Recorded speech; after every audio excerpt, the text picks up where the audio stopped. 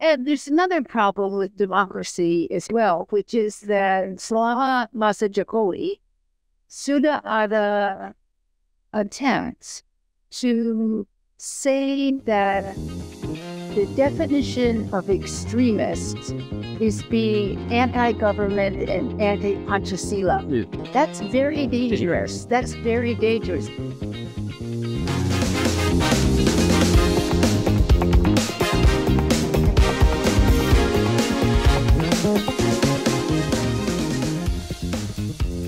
Selamat bergabung di Podcast Hubungan Internasional. Podcast ini dikelola oleh Departemen Ilmu Hubungan Internasional Universitas Gadjah Mada.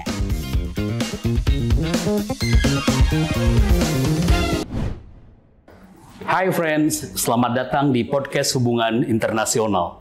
Bersama saya sebagai host Luqman-nul Hakim, dosen di Departemen Ilmu Hubungan Internasional. Pada kesempatan kali ini, saya sangat berbahagia ditemani oleh two great scholars on political Islam. The first one is Professor Greg Philly. He is a lecturer at Corabell Schools at Australian National University, Australia. And the other special guest is Sidney Jones, who was very famous in Indonesia on the issues of radical Islam. Welcome to the podcast, Greg and Sidney. Thank you. Okay, great to see you here. First, I would like to discuss further on your reflections on the contemporary dynamic of Indonesian Islam in Indonesia. I think over the 2 decades, the discussions of Islam have been, the primary subject in Indonesian politics, and I think this is situated in 2 big contexts. The first one is post-authoritarian democratizations that allow the space for Islam to participate in political parties as well as in public space, including those using violent articulations. And the second context is, of course, global war on terror. How these 2 contexts, the global and national, also shape the development of Islamic politics in Indonesia. We all know you have been working a lot on these issues. Pak Greg working a lot on Islamic political parties. Sidney herself has been working on the issues of transformations of radical Islam, from GI to the current, evolutions. I would like to hear your reflections on these issues. I think perhaps Sidney can start with. Ya, saya kira selama 2 dasar belakangan ini ada tren untuk satu semua dinamika yang paling penting terjadi di luar sistem partai politik. Kecuali mungkin Nahdlatul Ulama dan PKB, tapi Greg dan kawan itu. Tapi kalau kita lihat presentasi orang yang memilih Partai Islam dalam pemilu atau dalam pilkada, sebetulnya selalu sedikit sekali dibandingkan dengan partai besar seperti Golkar, PDIP, dan lain-lain. Tetapi kegiatan yang paling penting terjadi di luar, misalnya kalau kita lihat Majelis Zikir, kalau kita lihat organisasi pendidikan seperti Wahda Islamiyah, kalau kita lihat partai yang mengadvokasikan syariat Islam, itu semuanya di luar partai politik. Padahal pada waktu yang sama, partai politik yang boleh dikatakan sekuler tidak sesekuler lagi, dan mereka sangat tertarik dan sangat prihatin tentang bagaimana kita bisa menanam nilai Islam secara lebih kuat dalam Indonesia sebagai negara, tapi juga dalam partai politik yang nasionalis. Tetapi juga selama 20 tahun belakangan ini, ada juga satu tren yang tidak kalah penting, dan itulah bagaimana kegiatan radikal mulai lebih besar dan lebih penting dalam politik Indonesia, bukan saja politik Islam, tapi dalam politik Indonesia. Sampai ada banyak lembaga baru seperti BNPT, ada lembaga Densus 88, ada juga banyak LSM yang tertarik oleh soal bagaimana kita meng-counter terorisme. Tetapi ada juga satu fenomena yang terjadi pada masa Jokowi, di mana Islam yang radikal yang violent dan Islam radikal yang non-violent dicampuri. Dan itu seperti sekarang ini, pemerintah tidak banyak membedakan antara HTI, FPI, kadang-kadang jemaat tabligh walaupun sama sekali tidak violent, PKS walaupun sangat syah organisasinya, dengan kelompok-kelompok radikal yang memakai kekerasan. Dan saya kira kalau sebelum Jokowi dan sebelum kampanye anti-Ahok, tidak ada campuran yang begitu menonjol. Tapi sekarang kalau terorisme sudah menurun, yang muncul sebagai ancaman dalam yang adalah kelompok-kelompok yang punya visi transnasional, tetapi sama sekali menurut saya tidak begitu bersifat ancaman terhadap negara.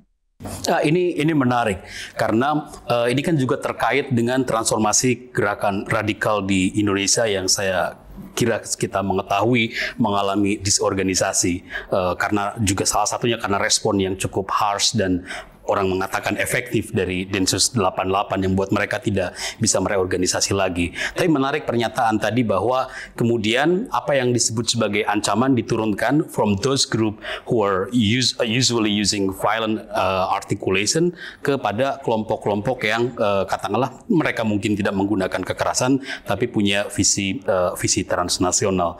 Why Jokowi's regime need this group as a process of othering them and constructing them as an enemy for his regime? Okay, I think we move to Pak Greg first.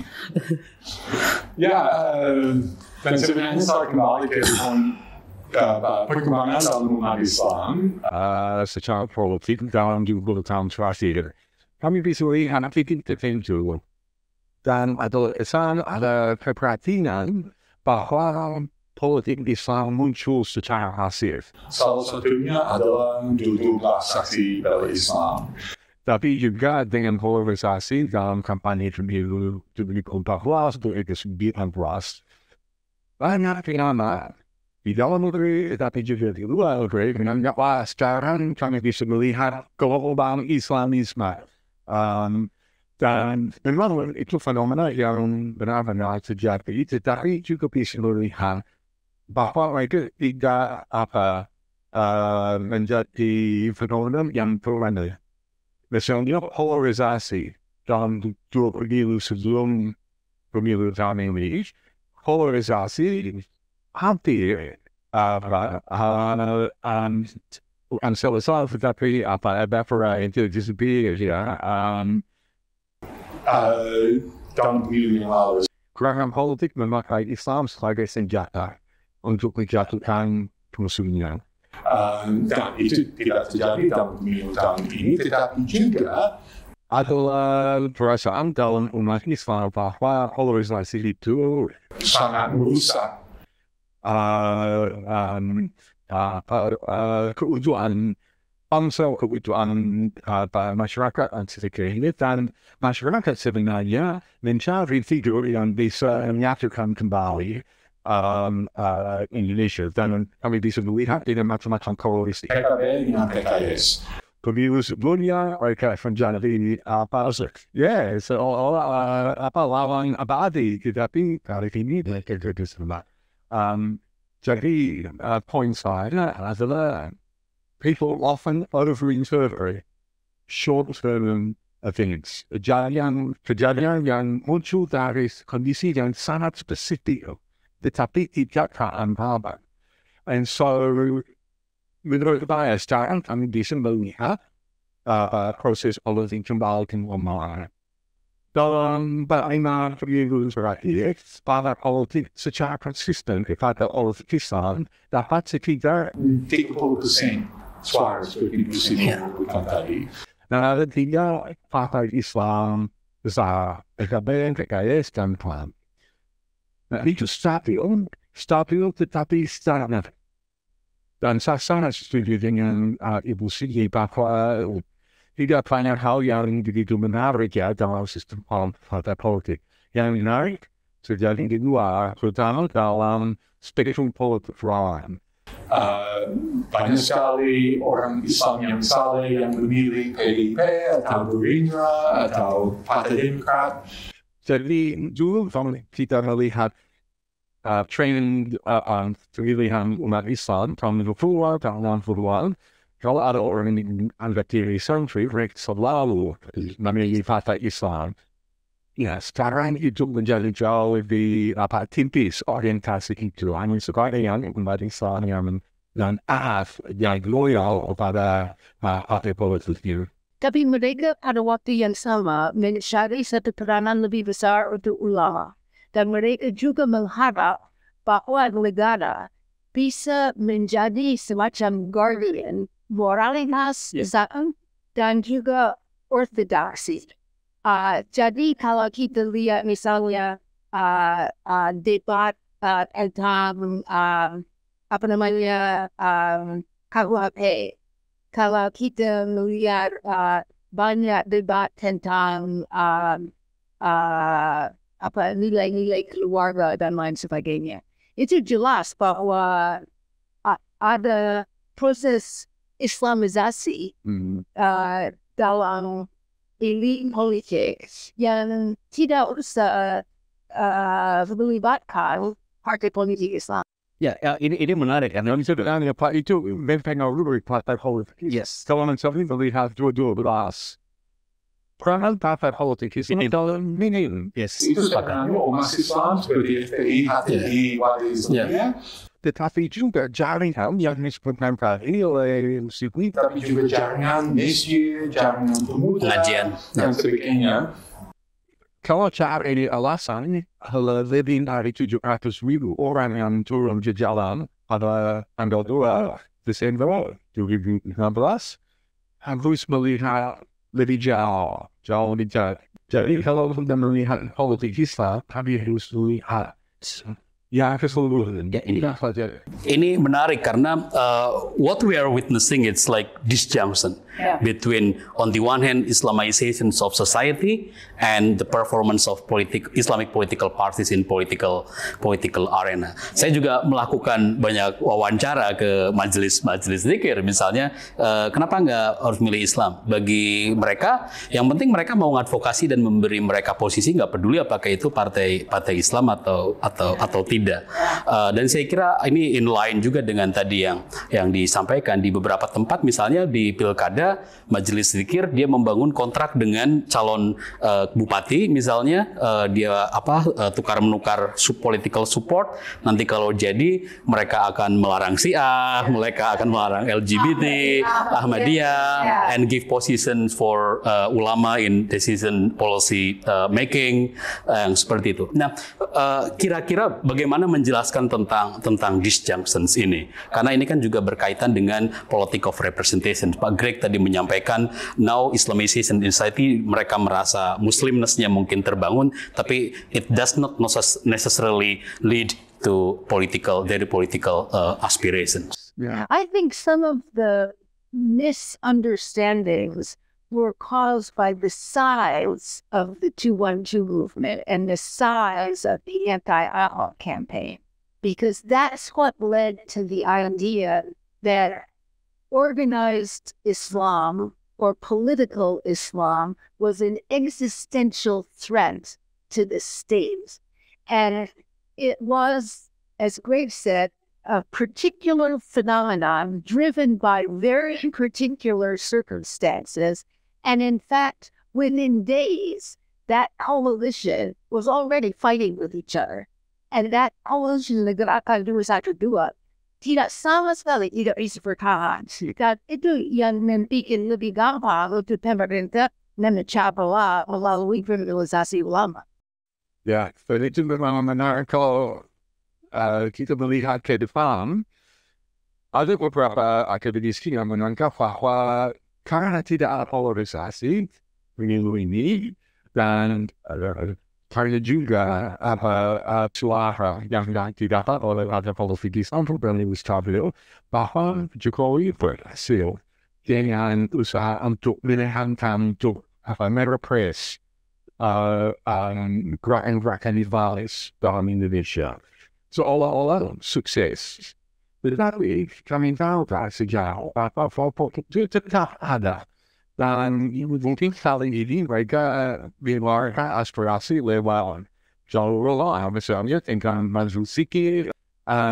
Tapi ini belum jelas mungkin April 2019 dan selanjutnya gerakan itu muncul. Sekali lagi, mungkin di dalam partai politik yang sudah ada, atau mungkin mendirikan partai politik sendiri. Tapi prosesnya adalah sosialisasi nilai-nilai Islam yang sudah disebutkan oleh Ibu Sidney. Kalau melihat pertumbuhan misalnya, sekolah-sekolah yang akhir konservatif, sekolah Islam, SDIT, misalnya, di banyak daerah kelas menengah dan sebagainya. Saya kira dampaknya di jangka panjang cukup besar. Dan saya kira juga harus diingatkan bahwa pada zaman Orde Baru, banyak orang melihat bahwa Soeharto sangat sukses untuk suppress gerakan Islam radikal dan Islam politik.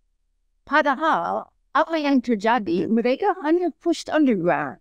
Dan mereka menjadi lebih berbahaya karena underground daripada kalau bisa terbuka. Misalnya setelah Mas Jumi dilarang oleh Soekarno bukan oleh Soeharto, tetapi dampaknya bisa terlihat ada zaman Soeharto. Karena antara lain siapa jadi anggota Mas Jumi yang marah sekali setelah nggak bisa berpartisipasi dalam politik lagi adalah Abdullah Sungkar, siapa dia pendiri JI. Ya, ini menarik karena kita setidaknya menghadapi tiga situasi. First, disjunction Islamization in society that was very massive and political representation. The second one adalah suppression terhadap kelompok-kelompok Islam yang mungkin bagi sebagian orang menganggap itu pendekatan Jokowi yang efektif to eliminate the so-called enemy of the regime. Dan yang ketiga adalah disorganisasi kelompok-kelompok teroris transnasional, terutama ketika isu tentang global war on terror juga tidak menjadi defining features of current order. Jadi dalam tiga situasi itu, what is your projections on the Islamic politik in Indonesia in the future? Saya kira kita harus lihat kelompok by kelompok. Karena kalau kita lihat HTI misalnya, saya tahu bahwa mereka masih aktif. Tidak sebenarnya ada peraturan yang melarang HTI. Dan walaupun ada usaha dari pemerintah Jokowi dan juga polisi untuk menentukan siapa ada HTI dan memastikan bahwa mereka tidak aktif lagi. Sebetulnya di kampus-kampus masih aktif sekali. Juga kalau FPI, walaupun mereka sudah ganti nama, walaupun lurusnya lagi FPI, saya kira banyak orang ingin betul-betul bergerak lagi sebagai organisasi itu. Kalau aspirasi dari muda yang dulu aktif di FPI, bagaimana kalau hanya disuppress saja? Harus ada outlet untuk kegiatan seperti itu. Walaupun saya sama sekali tidak setuju dengan taktik-taktik yang dulu dipakai FPI. Kalau warga Islamia, dari satu segi saya merasa asal mereka cukup bebas untuk membangun sekolah-sekolah warga. Mereka tidak begitu peduli apakah warga ikut dalam mobilisasi massa tidak. Yang penting pendidikannya. Dan sekarang di JI, kenapa ada orang JI yang seperti ini kembali ke wakawat ibu pertiwi? Saya kira ikut upacara. Greg? Yeah. So what are, I think specifically, what are the challenges for Islamic political parties? I mean, to capture, this chunk of Islamizations of society in the future. Do they have capability to do so? Yeah. I don't think so. Well, they have a capability to defend what They already have bisa dipertahankan jasa yang mereka sudah punya. Karena misalnya PKB punya basis dalam sebagian kaum leading komunikasi NU, soal dengan PKS dan sebagainya. Jadi saya kira tidak banyak perubahan di sana. Tapi kalau kita lihat misalnya kapasitas kemampuan pada audit untuk memunculkan pemimpin baru, pemimpin negara. Lama sekali tidak ada salah satu pemimpin yang calon presiden yang serius yang berasal dari politik Islam. Dan saya kira ini menjadi indikator kelemahan sistem kaderisasi intern atau politik. Dan juga saya kira pada umumnya semakin menjelaskan kondisi demokrasi Indonesia. Kalau lihat pemilu yang selesai beberapa bulan yang lalu, saya kira susah membuktikan tidak. Saya kira uang politik uang berjalan menjadi mungkin paling buruk dalam sejarah Indonesia. Lebih buruk daripada 2-3 pemilu yang lalu. Dan banyak sekali yang sudah berjasa banyak kepada komunikasinya dan sangat rajin melayani komunikasinya. Tapi karena adalah lain yang menjadi lebih banyak duit. Tidak punya akar dalam masyarakat tetapi yang penting begitu.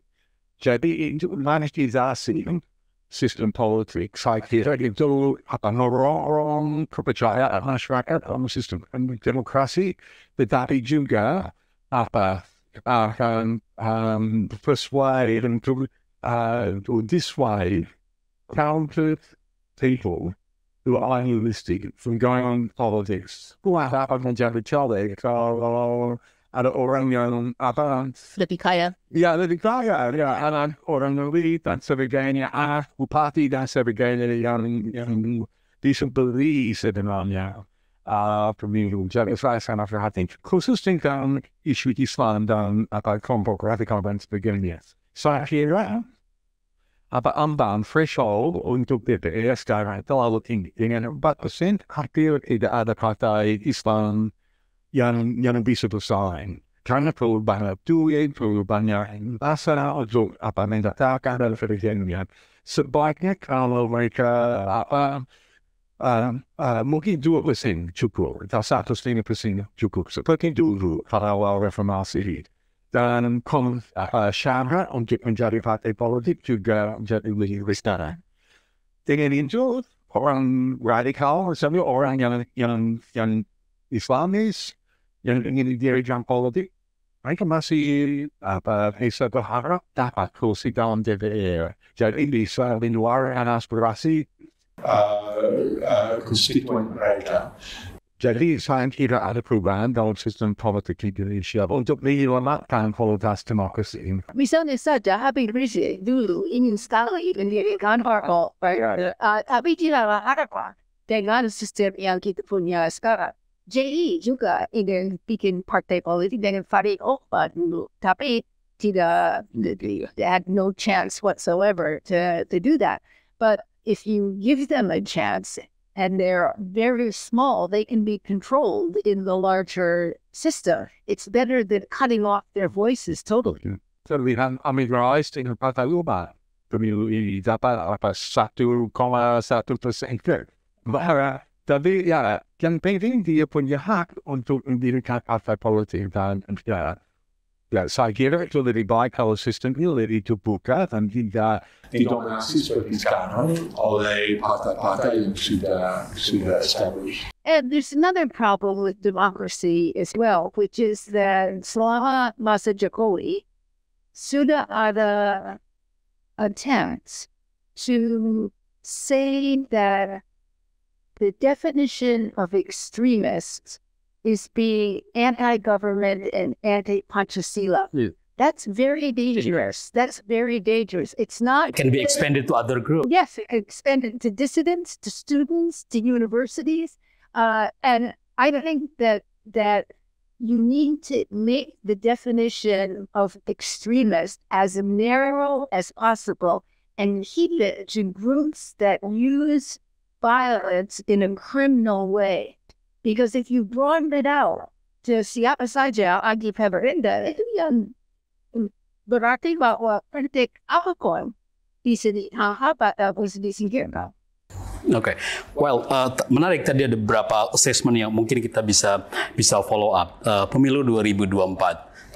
If we reflect on dua pemilu sebelumnya, yang saya kira clash-nya sangat kuat.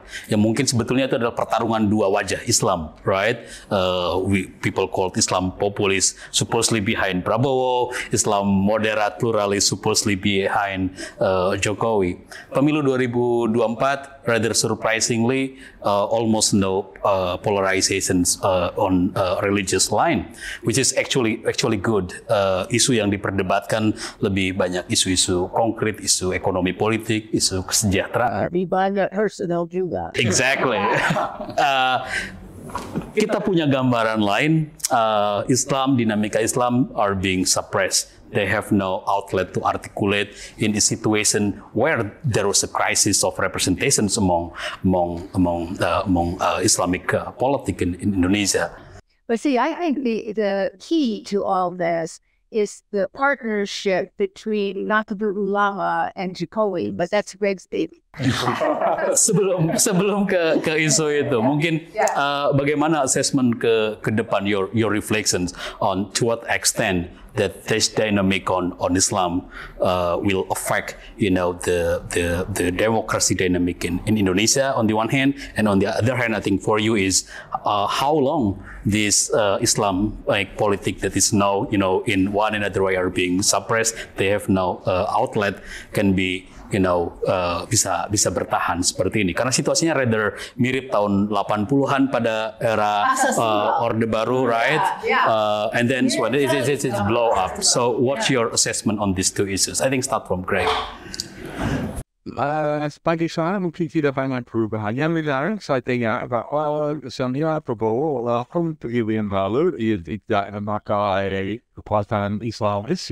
Tapi masih punya kontak dengan cukup banyak orang itu. Jadi belum tentu bahwa dia akan tetap ambil jarak dan mungkin mereka dapat konsesi dalam pemilu Jokowi, Prabowo.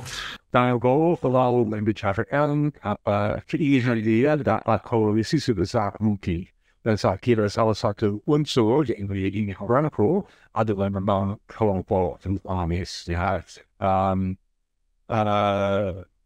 Tetapi untuk Prabowo sendiri, saya kira dia tidak takut kepada gerakan Islamis.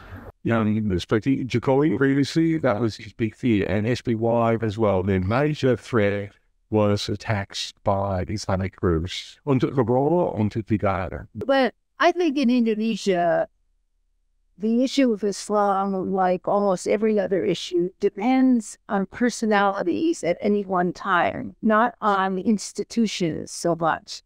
So we don't know, and we can't predict what kind of clashes might arise or what kind of situations might arise that could trigger a new round of polarization. But what we know is that these groups have not disappeared. And these groups still have significant strength at the grassroots. So if it's dormant for 4 years or 8 years, we don't know how it will manifest. How long it will last. But if the circumstances are right, in a very short time, these groups can be mobilized again. And so that's what we have to look at. What triggers mass mobilization? And it can be Bhineka Agama. It can be Bhineka Agama. It can be communal tensions. It can be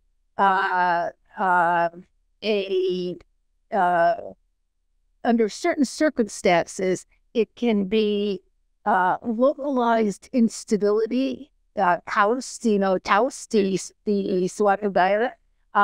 But I think you should not count out these groups. the last questions. I think, we have assessed the dynamic of Islamic politics in the last 2 decades, what's changed and what remains structurally. Based on your own reflections, you are conducting research on the transformations of radical Islam, Greco Islam, and democracy. What is your reflections on the challenge, based on the current dynamic, the challenge of studying, Islam and radical Islam and new Islam and democracy in current situations? What needs to be taken into account? I think one thing you need to think through, or certainly a challenge faced, is how do you allow maximum freedom of expression and association without giving rise to anti-democratic rules? And I think there's no country in the world that's figured out the right formula. And for me, I think one challenge is, as we mentioned before, the bigger, it's not just political parties, but looking at the networks and where they get votes from. That's what concerns them. Who sets agendas? And it's often what people are getting on social media. So it's more and more, organisations are less and less important, like Ilmu Muhammadiyah, and much more important, this more personalised religious expression. And that is much more fluid. And these people, although we talk about how they want the state to protect Islam, a lot of these people are very entrepreneurial and they don't want the state to regulate them too much. So it's a very complex set of factors here, and political parties are always trying to read these factors when they find out how to position themselves. So one thing I'd say, so we need a really good understanding of that. And we don't just want survey data, we want people to go and meet these Muslims and ask in depth about what they're doing. One other thing I'd say, Sidney mentioned, you asked about INU and the government. There's one organisation which is incredibly, been really important during the Jokowi period, and that's INU. And INU says that it's a force of moderation, but is it? Yes, there are lots of things INU does which are laudable. But if we look at a lot of INU's agendas, it is based on a desire to make it the dominant or Mosque Islam and to exclude others. The surveys have shown us how huge the broader INU community is, and that makes it a political force in itself. And INU, for example, does not support Pilkada, regional direct elections. Yes. So that is an undemocratic position to take, if you ask me. So this huge organisation is not always playing a pro-democracy, pro-pluralism role. So, we need to critically scrutinise those big organisations well. Jangan menerima saja pernyataan mereka mengeluarkan. Okay, I think actually we can continue our conversation for hours and hours, but we have a strict time limit here, and I regretfully say we need to end up our conversations here. Thanks for joining with us. Terima kasih, hi friends. Sampai jumpa di episode Podcast Hubungan Internasional selanjutnya. Bye.